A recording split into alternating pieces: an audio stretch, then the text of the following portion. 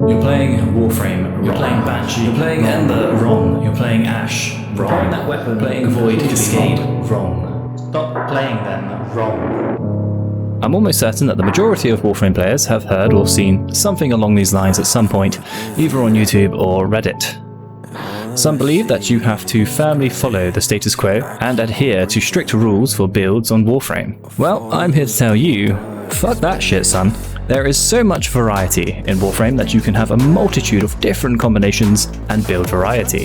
Warframe is often and accurately depicted as a power fantasy game with a large array of weapons and frames to pick from. The beauty of Warframe's modding and helmet system is that it allows for very flexible builds and loadouts. You can take any frame, then mod it to your own preferences. Today I'm going to be showing an odd Ember setup that is definitely not how you should play Ember. We're playing Ember wrong today and doing it in style. An Icy Ember borrowing Frost's Ice Wave and his augment Ice Wave Impedance. Ice Wave is not exactly a popular ability or even remotely considered meta or even that good. So why am I using it? Because I'm a sadistic bastard and freezing enemies and setting them on fire at the same time is really funny to me.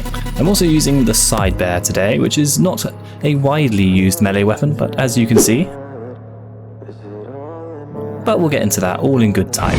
First up, the Ember Prime build replacing Fireball and Ice Wave, and of course I'm using the Augment. Ready Steel for initial combo multiplier, more on that later. Prime Sure-Footed for 100% less frustration from knockdowns. Stretch for a bit of range for almost all of Ember's abilities, including Ice Wave Impedance. Archon Vitality for those double heat procs from abilities. Exothermic, an augment for Ember's Inferno that gives a chance for enemies to drop an energy orb upon death when under the effect of Inferno. This is going to be most enemies you see, as you will likely be at least semi-spamming this ability. Adaptation for even more damage reduction on top of Ember's Immolation, Primed Flow and Streamline, and Arcane Energize to help manage energy economy, as Ember can be a very power-hungry frame. Finally, Umbral Intensify for additional power strength. In the last Arcane slot I'm using Arcane Ice Storm, which will give 2% power strength and duration for freezing enemies, stacking up to 20 times for 40% power strength and duration. We trigger Arcane Ice Storm with Ice Wave Impedance, as the lingering Ice Wave will continue to apply cold procs over a wide area, easily giving us those stacks for Arcane Ice Storm. My primary weapon of choice is the Astilla Prime, using primed point blank for damage, critical deceleration, and primed ravage for crit chance and crit damage, galvanized hail for multi-shot, galvanized savvy for status chance and direct damage per status effect, toxic barrage and chilling reload for the viral element, as well as status chance and some extra reload speed. I do have a multi-shot and heat riven, but this could be replaced with either blaze or a 60/60 heat mod. Finally, I'm using Merciless in the Arcane slot for stacking damage per kill and more reload speed. This puts the reload speed at a respectable 1.2 seconds. But wait, there's more. Because most enemies will not only be completely armor stripped, they will also be inflicted by cold procs, taking up to 50% extra additive crit damage on 9 stacks. When enemies are frozen at 10 stacks, this effect is doubled, granting a 100% additive critical damage bonus, which pairs nicely with the Astilla Prime. I've chosen this weapon as my personal street sweeper. As you can see, many enemies will be frozen on fire and knocked down. This makes landing headshots and direct shots a bit of a pain in the ass, but thanks to the small AoE on the Astilla, I can sweep away the leftover trash that survives Ember's Inferno. This is also why I'm using Merciless. You may think Galvanized Savvy is an odd choice considering it only applies to direct damage and is mostly wasted on the AoE component of the Astilla, but this video is all about personal preference. I'm using it mostly for the status chance and sometimes direct damage here and there, but you can use a fire rate mod, a bane mod, more elemental damage, more reload speed, mod to your own personal preference. For the secondary, I've chosen the Grimoire, granting additional power strength, duration or efficiency. What flavor buff is up to you, but I've opted for power strength here. Finally, the cherry on the cake, the Cyber Incarnon. I chose this weapon because, well, it's a giant block of ice, and it's thematic with the build. The Incarnon perks don't matter for the most part, but for the build I'm using Master's Shatter, Oricon Reach for reach, and Absolute Valor for the crit chance bonus, using Condition Overload for more damage per status type inflicted on an enemy, Killing Blow for heavy attack wind-up speed and damage, Amalgam Organ Shatter for crit damage and heavy attack wind-up, then the dual stat 60/60 heat and toxin mods for extra status chance, and to combine the elements for gas damage. I'm using all 3 of the galvanized melee mods here. Galvanized reflex gives us 50% heavy attack efficiency and initial combo upon a kill, stacking up to 4 times. In combination with the ready steel aura I showed earlier, this gives us a 6 times combo multiplier at almost all times. Your combo multiplier multiplies your heavy attack damage. Big damage. Galvanized steel grants 110% crit chance, which is doubled on heavy attacks.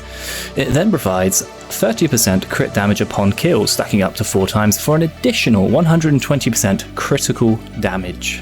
Finally, Galvanized Elementalist provides 80% status damage and more status chance per kill, stacking 4 times for 120% additional status chance.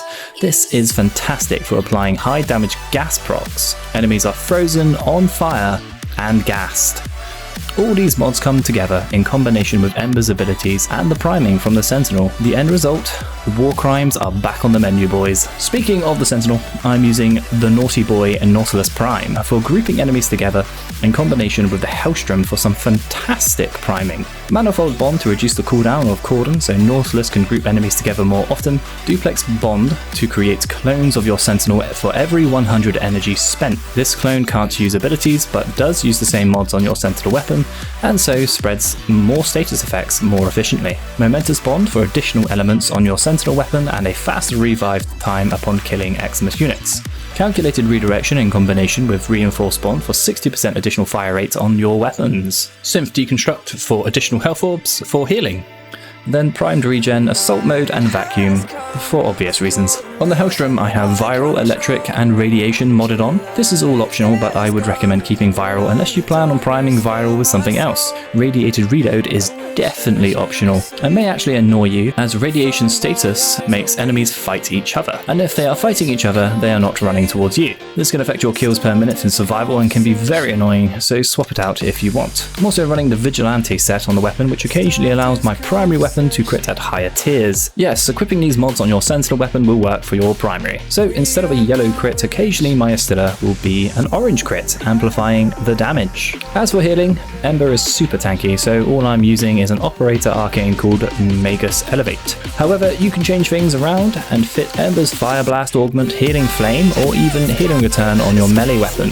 It's your choice. So this is what the gameplay looks like. Using Ice Wave Impedance, with its augment I can lay down carpets of ice, freezing enemies consistently. This opens them up to more crit damage, while also activating the Ice Storm Arcane, granting additional duration and power strength for Ember's abilities. Then casting Inferno to apply heat procs and deal damage over time, followed up with Fire Blast to strip armor. Then using my Street Sweeper Astilla Prime to sweep up the trash, or the Side Bear to inflict massive amounts of damage. Enemies are frozen, on fire, knocked down and primed, ready to be swept away or gassed by a giant block of ice. A mix of caster and weapons platform with crowd control and tanking.